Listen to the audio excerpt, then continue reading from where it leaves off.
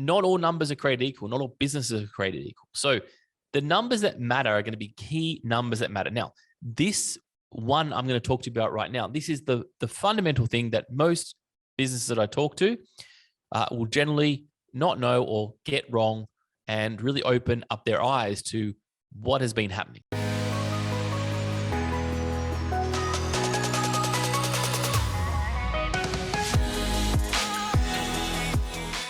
I know what you're thinking. You went into fitness business so you could focus on getting people fit and healthy, not worrying about your numbers. Well, in today's episode, I want to break through some simple ways to grow your business and know the important numbers. And when you know these important numbers, it's going to help you to stick in your business longevity, to have a successful business so you can stay doing what you love to do. I'm Richard Aturnji, and in today's episode, we are talking about knowing your numbers to build your studio, your fitness business of your dreams. I went into the fitness industry at 17. I had no idea about numbers. Well, I do lie. My mum said to me, Richard, if you ever put a dollar sign in front of your numbers at school, I always seemed to get the answer faster as soon as I understood the dollar sign in front of it. I don't know how much truth was in that, but she certainly believed that. And I've worked on the scenario of when we look at numbers, we need to have self-motivation for these numbers.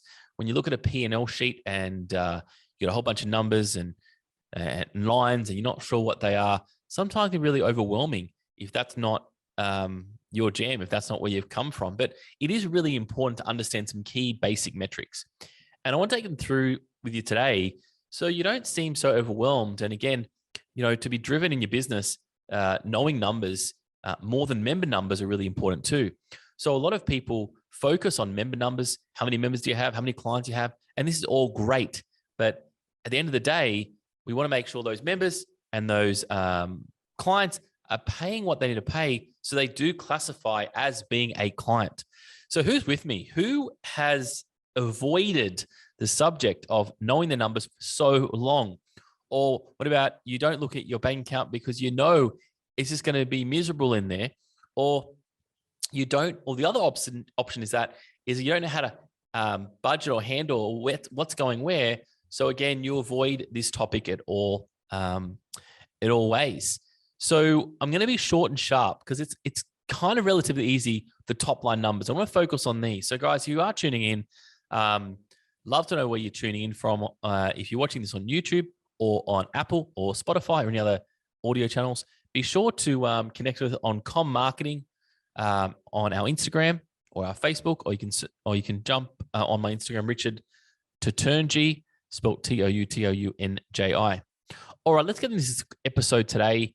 It's about knowing your numbers to build our fitness studio of our dreams, our business of our dreams. Now, I'm going to run you through 3 ways to get to a $500,000 studio. We have a program and the focus is to get to a $500,000 studio. To do that, we need to fundamentally know some numbers, how to get that. So $500,000 studio is around $10,000 a week, just short of $10,000 a week. Now, I'll just give you 3 scenarios to get to $10,000. This is what you're going to need. So $500,000 is what you need. If you're running a group kind of scenario where there's a whole bunch of people coming into your studio or gym, let's say you'll need 200 people paying you $50. So you might just write $50 down times 200. That will get you $10,000 a week. If you're running small group training, semi-privates, maybe group of 4, we've talked a lot about this before. You need 100 people paying you $100. Or if you're a PT, let's say on average doing 2 sessions, about $160 for the 2 sessions, so $80 per se. You'll need about 62 clients to make this a reality. All right, so pretty simple, 50, 100, or they're paying you $150, and you need 200, 100, or 62 of those people.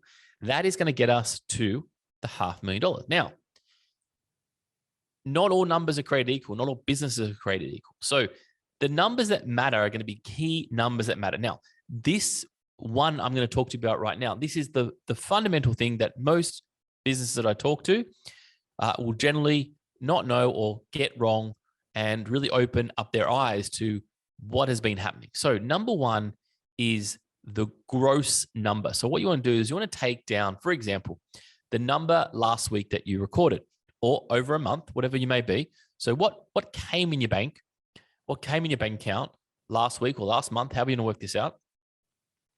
So that's your gross. That's the gross. Now, you probably know your member number. So you want to take your member number and you want to go, okay, I've got 50 members, 10 members, 20 members, 2,000 members, and you want to divide it by your gross number. So I'll give you an example. Quick example here. So let's say you made $10,000 and you said you've got, let's say you got 100 clients per se.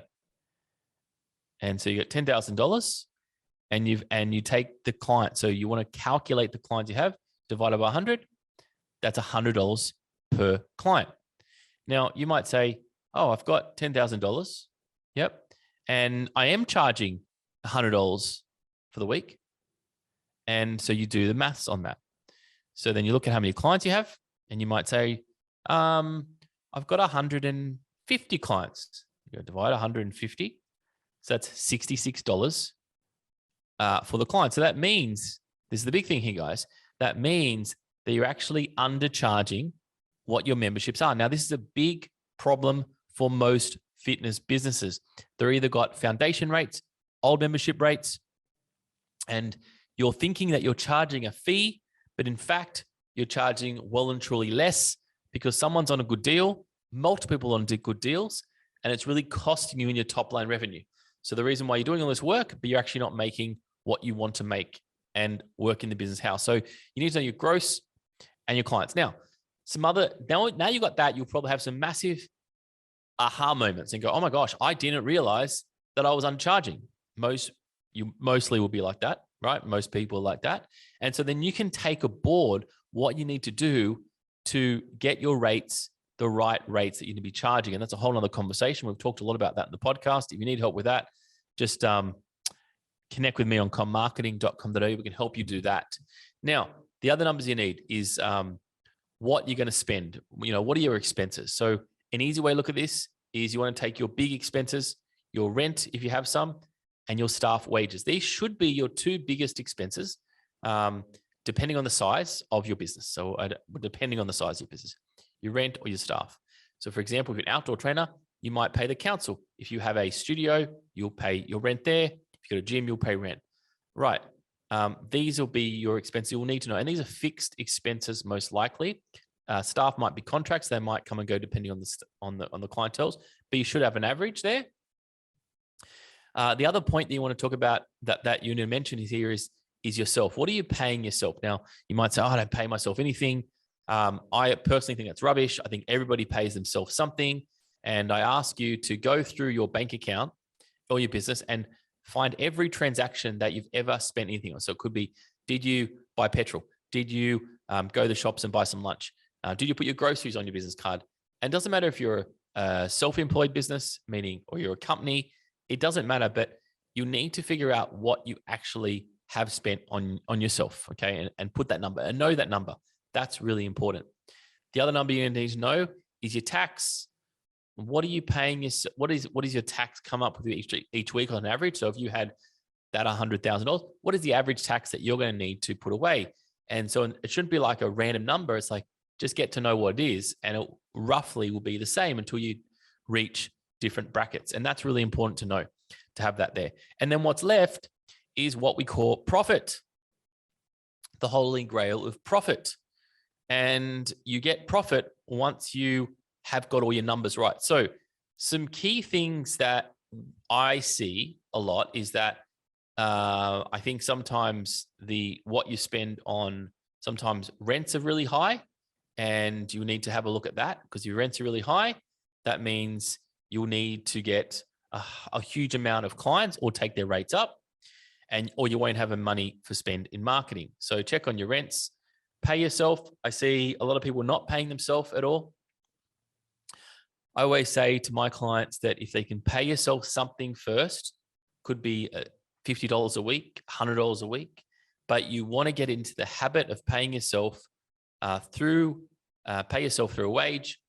And so then you can start to build. Now, the minimum here is to pay yourself for the hours that you train. So for example, if you're a new business and you say, I can't, I'm putting all the money back in the business, that's cool. But pay yourself for, if you had a trainer to replace you, what would it cost you? What are you paying them? You're paying $50, $60. What would you pay them? And pay yourself that. Because if something happens to you or you need to take a week off, you know that you can basically say, yep, I'm paying myself this, I can give it to another trainer. And that's really important. And then obviously you can pay yourself a standard wage for what you're doing in the business. Okay. And then you can see the profit left. So instead of saying, oh, whatever's left I'm taking, do it the other way around. That will literally change your entire business.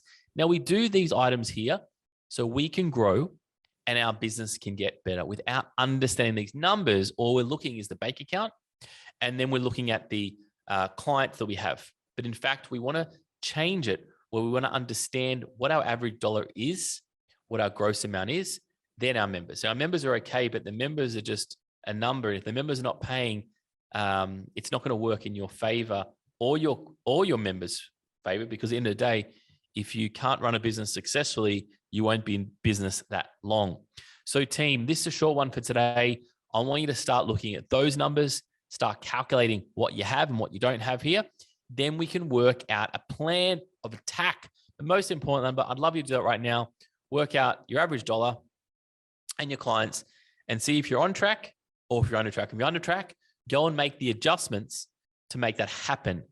Go and really talk to your clients and see what you've done over the time to help them with their health and fitness, and then start charging what you're worth.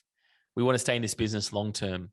So team, hope that helps. Go out there, feel confident with your numbers, start diving into these to help you grow your health and fitness studio. Catch you next time.